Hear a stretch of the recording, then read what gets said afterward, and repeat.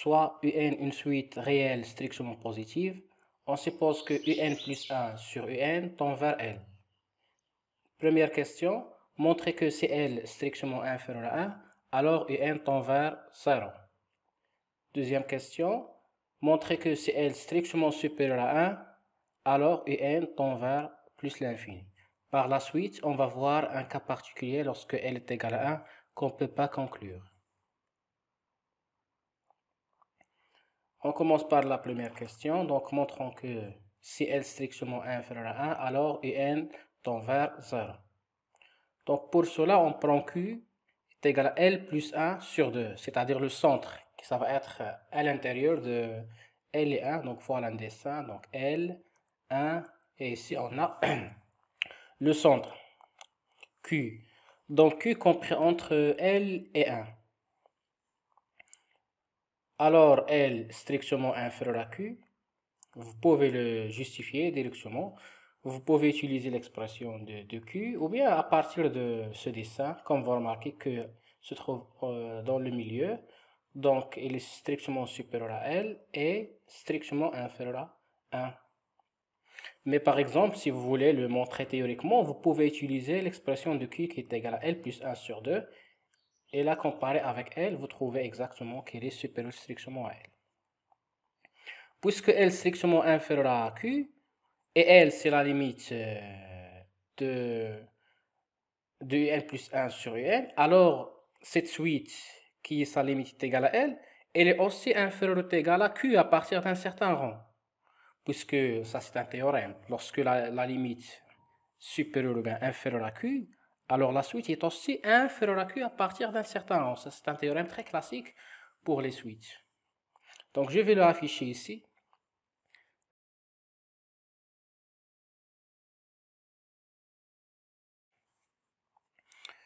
Voilà, donc appliquons le théorème, ce que vous avez vu. Donc il existe n0 appartenant à n, tel que quel que soit n appartenant à n.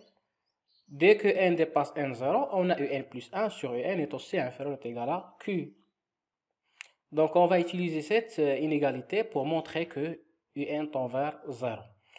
Alors tout d'abord, soit n supérieur ou égal à n0 plus 1, un entier fixé. Donc quel que soit k appartenant à n0, n0 plus 1 jusqu'à n moins 1, on a uk plus 1 sur uk inférieur ou égal à q. Pourquoi ça? On a d'après cette implication, pour que un plus 1 sur un soit inférieur ou égal à q, il suffit que n soit supérieur ou égal à n0. Et k ici, appartenant à l'ensemble n0, n0 plus 1, etc., en particulier que k supérieur ou égal à n0. Et puisqu'il est supérieur ou égal à n0, automatiquement on a ça. C'est-à-dire uk plus 1 sur uk inférieur ou égal à q. Ceci est vrai pour tout k appartenant à cet ensemble. Par la suite, je vais faire le produit. Le produit de k est égal à n0 jusqu'à n-1 de uk plus 1 sur uk. Ça va être inférieur ou égal à le produit de k est égal à n0 jusqu'à n-1 de q. Parce que ce terme, le premier terme est positif et q est aussi positif. Puisque ce terme est positif et q est supérieur à ça. D'accord? Donc j'ai le droit de faire le produit de k est égal à n0 jusqu'à n-1. Par la suite, remarquez que ce produit, c'est un produit télescopique si vous voulez. Donc, je vais vous donner le résultat général de ce genre de produit.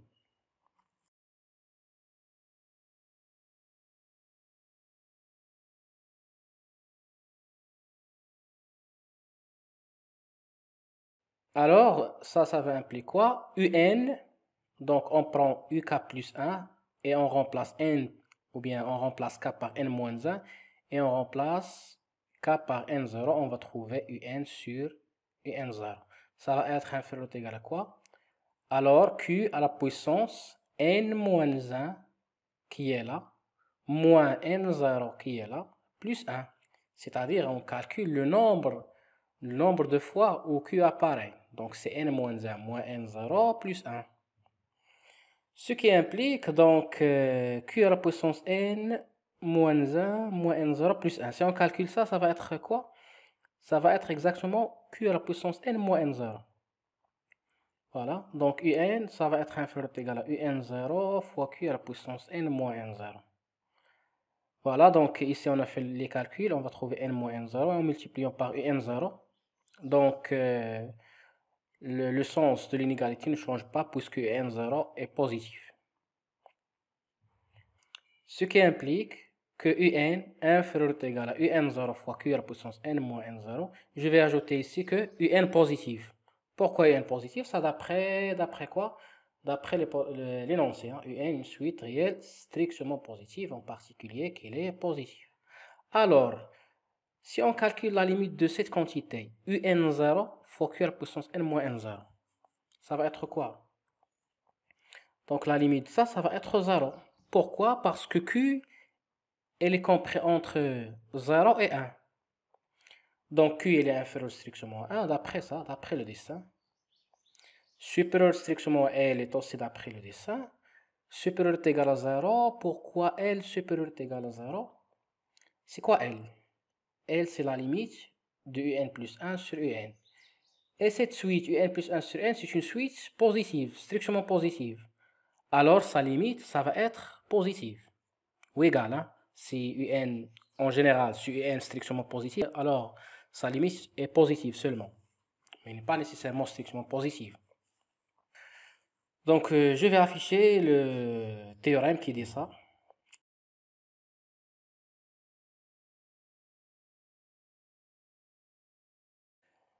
C'est bon. Maintenant, puisque UN positive est inférieur à quelque chose qui est envers 0, alors on peut conclure que UN, ou bien la limite de UN, est égale à 0 d'après le théorème de Jondal.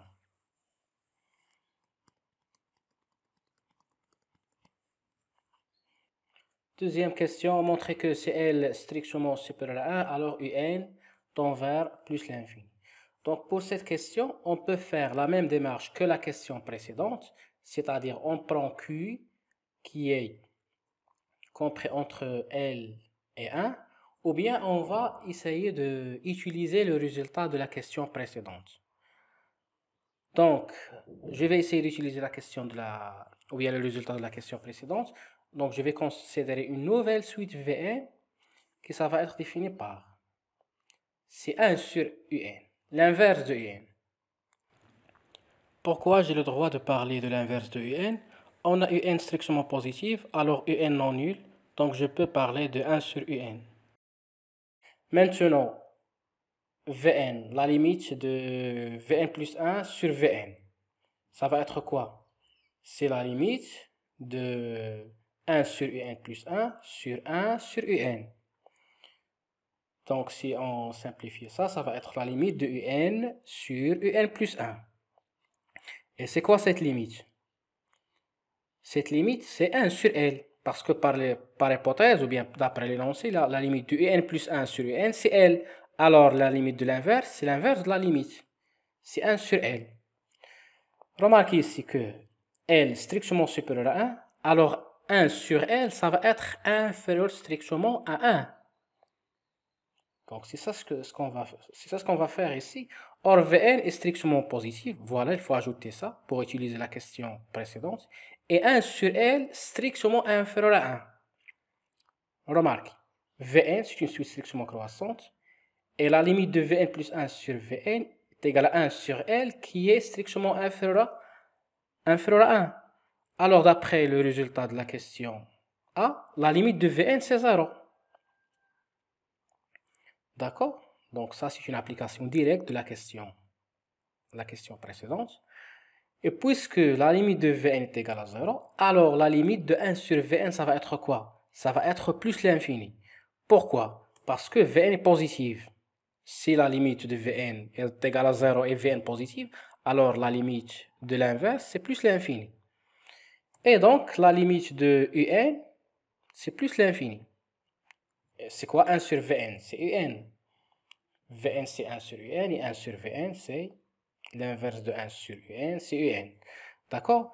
Donc voilà le résultat en utilisant la question précédente.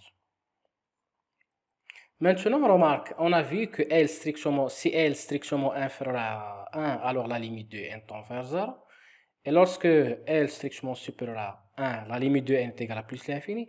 Mais le cas où elle est égale à 1, si elle est égale à 1, est-ce que la limite est égale à 0, est égale à plus l'infini, ou est égale à quelque chose, ou bien est égale à quoi? Alors dans ce cas, on ne peut pas conclure. Ça veut dire que la limite de n n'est pas stable. Si elle est égale à 1, la limite peut être égale à 0, peut être égale à plus l'infini, peut être égale à un nombre, peut être que la limite n'existe pas. Mais dans ce cas, on va voir de suite la première suite, c'est un qui est égale à 1 sur n. La limite de n plus 1 sur n est égale à 1. Et la limite de n, c'est quoi? Dans ce cas, c'est 0. D'accord? Voilà le premier cas. Pour cette suite un est égale à 1 sur n, on a la limite égale à 1 et la suite, ou bien la limite de la suite, c'est 0. On prend un autre cas, c'est un est égal à n. Alors si on fait le calcul de la limite de n plus 1 sur n, ça va être 1. Et la limite de n, c'est quoi? C'est plus l'infini. D'accord? Donc remarquez ici, même si la limite est égale à 1 dans le premier cas, est égale à 1 dans le deuxième cas, mais la limite de un est différente. Chaque fois, donc dans le premier cas, la limite de n est égale à 0 et la limite de n est égale à plus l'infini. Alors sa limite n'est pas stable. Donc c'est pour cela on ne peut pas conclure.